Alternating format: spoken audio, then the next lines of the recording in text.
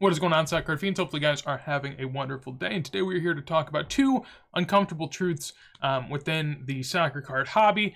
One, that the greater audience wouldn't want to accept, and two, that I don't think anyone wants to accept, but we have to. So, what I'm here to talk about today is why I think that soccer is often overlooked, right? A lot of people, when they look at soccer, they see what they see with a lot of different things that happened in the last year, or I guess couple years at this point, where certain card markets boom and then bust and basically get pumped, and then they get dumped. And will they get pumped again, or will they, actually find a new high? Who knows? That's the question, right? So with a lot of these, the answer is they probably won't hit their highs, at least not for a long while, right? And with soccer, I don't believe that to be the case. And I'll present to you why that is. So first off, I believe that there is a soccer card market that has existed. I know there is. I'm saying I believe, but I know there is. There is a soccer card market that's existed for at least 10 years, right?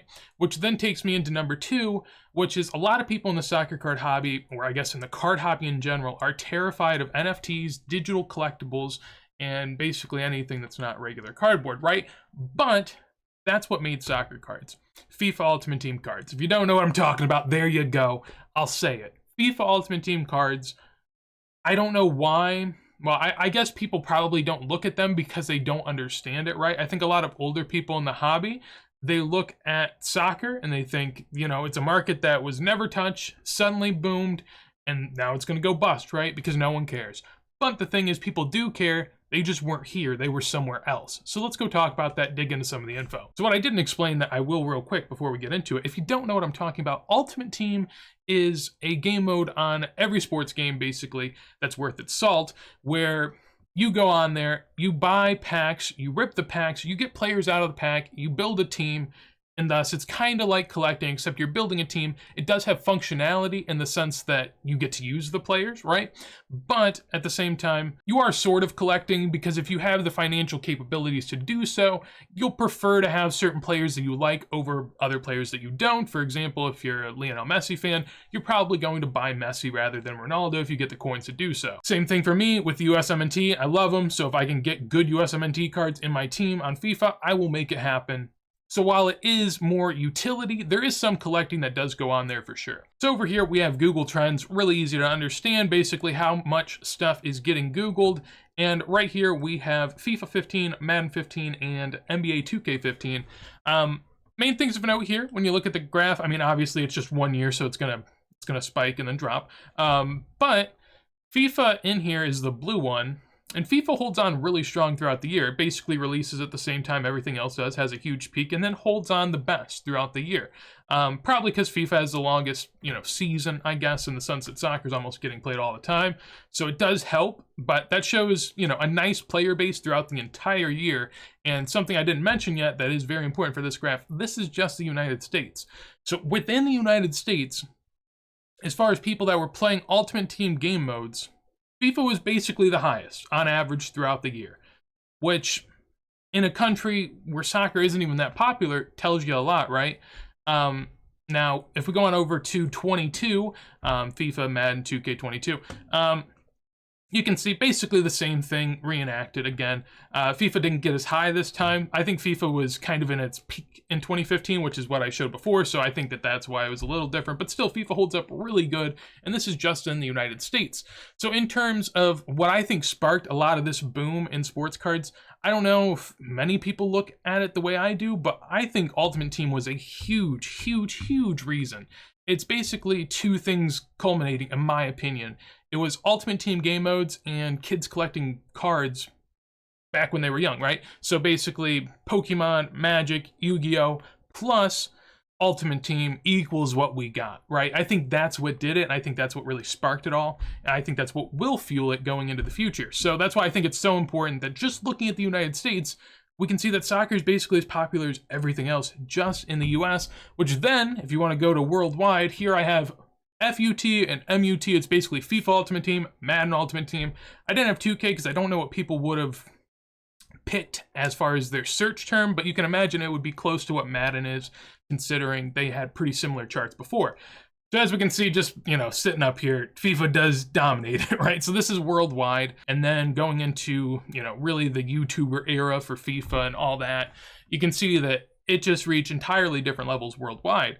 And, maybe there's other ways, worldly, if you're playing this in other countries, you probably type in something different than FUT. You probably type in a different abbreviation or something entirely different. So this is just English speaking that say FIFA Ultimate Team, basically. So I'm sure there's more out there, right? And that just kind of shows you how many people are playing FIFA compared to Madden. And I think that that's a mightily important factor in these markets. I think it is a huge, huge, huge importance. And I will say, I don't know much about MLB and their like Ultimate Team game mode, but I can tell you I've never, until this year, none of my friends have ever played MLB. Ultimate Team. So I'm just throwing that out there. I don't even think it's in the realm of discussion. But I mean, it's obvious. Soccer blows everything away by a mile. And in the US, it's basically similar. So now you may say, well, that's cool and all. Yeah, people play the game. But what does that mean for card prices? Why should their cards be worth something? Well, this is why it is this way. So say right now, I wanted to buy some FIFA Ultimate Team coins. For reference, it is the last month that the game's out before the next game comes out, right? So this is the cheapest it'll ever be. If I want to get 1,000,000 coins, which is what it says right here, that's going to cost me $65, probably $70 after, fees and whatever. Normally during the year, like during the middle of the year, it'd be about $200, right? Because now at the end of the year, no one needs their coins, so they're basically free. During the year, it's between $15 and $30 per 100,000 or $150 to $300 per million. So keep note of that. I'm going to go with $200 per million as the baseline during the entire year. I know at the end it's much different, but believe me, I bought FIFA coins once back in like 2013, and I've always looked at them because, I think about it, but then I'm like, that's stupid. I don't need to spend coins. But point being, these cards in game are basically the equivalent of real life money, right? You can buy them if you desired. So what are they worth? That's the question. Let's get into it. So I'm over here on a website called Footbin. Basically has everything you could ever want for you. Looking at the prices, it's really tough because, again, at the end of the year, whenever everything's going to shit, basically everything is as cheap as can be. So you really can't take a good representation of what's going on now. I'm going to look back at, throughout the year, some players of note and sort of what their prices would have been, right? So here we have Messi. This is a Messi gold card. You could basically say it's the base card for him if you want to compare it to cards. So right now it's worth $33,000. During the year, that was not the case. So at the very beginning of the year, it was actually $700K, which if we're going off the $200 per million, that's about $150. Realistically, very early on in the game, it's going to be even more than $150 to get him. It's probably going to be a few $100. So a Messi base card in FIFA during, peak hype is going to be at least a few $100, right? So just throwing that out there. I mean, it's not like an important card for Messi. It's a base card in this game. It is nice to be able to utilize it, but people are willing to basically spend a few $100, right? Now, if you go on over to an Mbappe, this is his team of the season, young guy. I mean, this doesn't get any upgrades. If he does good, this is just a really great card, and you'd presume one of the best throughout the game, right? Whenever this came out in June, May, kind of, I'm going to say that at this point, it's probably $150 per million. So, I mean, right here, that's about a $600 card. Maybe it's a little bit lower. We'll say $400 to $600 card. This is about a $500 card, realistically, whenever this comes out. And this is towards the end of the year. This is with 3 months left of being able to utilize it. And you have people spending $500 to be able to get this card. And we'll go even higher just with Pele for fun. This one, whenever it came out in March, was worth $7 million, which if we're going to say $200 per million, is about $1,400, right? So that's kind of what I'm getting at here, is that these cards have real world values, right? And they're not entirely rare. Like, this shows you how many are listed, or I guess if at least 5 are listed.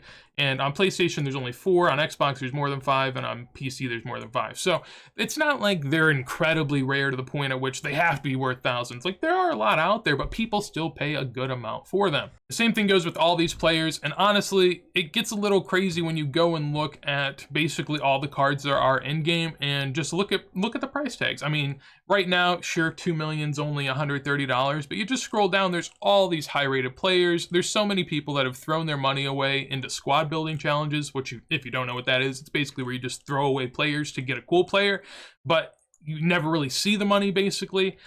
But yeah, you can just scroll all day, and especially during the middle of the season, there's things at expensive as can be prices when coins are still relatively hard to attain, and they're just incredibly, incredibly expensive cards. Sure, I understand that they're worth a lot because in the game, they're useful. They'll make you a better player. At the end of the day, realistically though, you're never going to be a better player just because you have these guys. You might be able to get further in the game, but it's all based on skill-based matchmaking, so you're just going to play better players, and thus it basically nullifies any of the good players you already got. So realistically, it's almost all for nothing. Unless you're playing really competitively where you absolutely need them, it's pretty useless.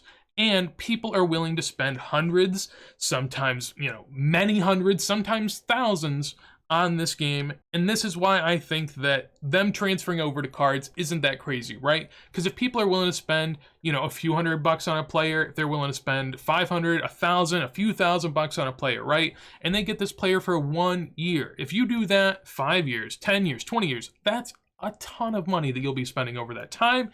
At the end of the day, you will be left with nothing. Maybe in the future, EA gives you, a digital token of your card or something like that. But until now, you've gotten nothing. You've attained nothing, right? And you go into it knowing that you're basically going to retain no value, and these things will never hold any sort of monetary meaning, right?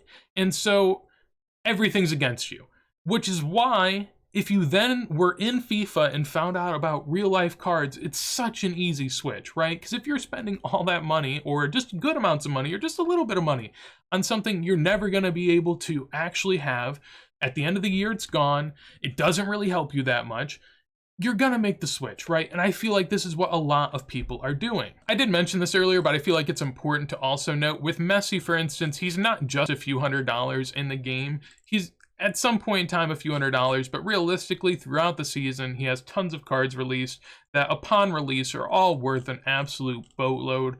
This one was worth 2 million whenever it came out. This one was worth 3 million whenever it came out. Like, it's nonstop with this stuff. This one was 6 million. I mean, that's just a ridiculous amount. So if we go on over to Card Ladder, I'll make the case for the Messi rookie card, which no one wants to do because it's dropping, which is, scary times. When you look at it, this is what a lot of people were thinking, right? So I mentioned it earlier. Soccer boomed and then bust, and then how far will it bust? That's the question. So for me, when I see this, right, this card in 2019 in a PSA 7 was going for between $400 and $800, right? And then it booms up to 4,000, which is quite the boom, right? And then it goes up to 25K at the peak, and then we come back down, right? So at 5x, and then at 5x again, and now we're going back down. So we're basically at where we originally were back in the day, right? I think PSA gets way too much of a premium still. If I was going to go for this, I'd go in BGS. I have gone for it in BGS. I don't want PSA. Just my personal way of getting it a bit cheaper. But basically, it has gone 4 or 5x, right? And so you do wonder, how much further will it go down? In my opinion, maybe it goes down to the point where it only 2x or maybe 3x. Like, maybe it falls another 50%, right? I think if it did that, you'd be at a prime opportunity, right? Because back then, there was no real knowledge that sports cards were going to be a huge thing, especially soccer. So buying here was a huge risk. Buying now is not as much of a risk at all, I don't believe. Obviously, I'm just one man on the internet, take my opinion with a grain of salt. I also buy a lot of soccer cards, so I would hope soccer cards go up. Anyway, point being that in FIFA every year, every single base Messi card is, $100, a few $100s, and people buy him out nonstop. His better stuff becomes a few hundred, maybe a couple $1,000s, depending on what you're buying. And so to go from, buying a few $100s or maybe $1,000 worth of FIFA players every year to being able just to put, maybe a couple thousand or a few thousand into an amazing Messi card. Like, this is peak. You don't have to buy this. I'm laying it out there from the perspective of people that spend too much money on FIFA, right? If someone spent too much money on FIFA, this is like the easiest sell ever, right? I mean, it would have been way easier of a sell back then. It's not as easy of a sell now, but still at the same time, I think it's a pretty easy sell. Because if you're someone that just casually puts in, say $300-400 a year, which, trust me, I know I say casually does that, and maybe that seems a bit much, but I know guys that put way more in and don't have the means to, right? So if you work that out over 10 years, you could buy a Messi rookie card instead. And maybe you won't be as good in FIFA, but really doesn't matter. Obviously, it's up to you to decide that. I don't know. But point being, even at these prices, look, it's a pop 77. Do I think 77 former FIFA players will have this thought and want to buy this card? For sure. I mean, I think the ratios are very out of line, and basically given how low of population a lot of soccer stuff has, because it's supplied for a countrywide demand, but eventually if they truly are GOATs, there's a worldwide demand for a country worth of supply. So I think that soccer just has the formula for having really, really good moves. But obviously with things in limbo, it makes that all a bit more questionable and harder to predict, even though all this is hard to predict anyways. Point being, digital collectibles will not kill real collectibles. In this instance, I think that FIFA Ultimate Team cards have helped regular soccer cards a ton. I think that that's why this has happened, right? And if we make the mental leap from saying, if instead of FIFA Ultimate Team cards being solely digital, back in the day when they were made, if they were made in packs and then you could scan them into the game, well, these would have been real cards that were worth a ton, and that would have made the entire soccer card market seem legitimate. But because this happened online, everyone believes, well, there's no market for it. This is all a bunch of hoopla. When I'm also seeing 4, 5, 10, 20 FIFA Twitch streamers get into it, you can see it happen. You can see the people moving to it that were meant to move to it. Like, it's people taking to something they love that as you get older, you're not going to play games as much, you're not going to have as much time, or you're just not going to have the care, because honestly, FIFA is just rage-inducing, so why would you do it to yourself? And so once you make that switch, soccer cards makes a ton of sense. And I think over time, more and more people will see that and will make that switch. Will that happen? Who knows? But we'll be here to find out in the future. So hopefully you guys enjoyed the video. If you did, make sure to leave a like. Anything you'd like to tell me, would love to see in a comment down below. And if you want to see more videos like this as soon as I go live, make sure to subscribe. But with that said, hopefully you have a wonderful day, and peace.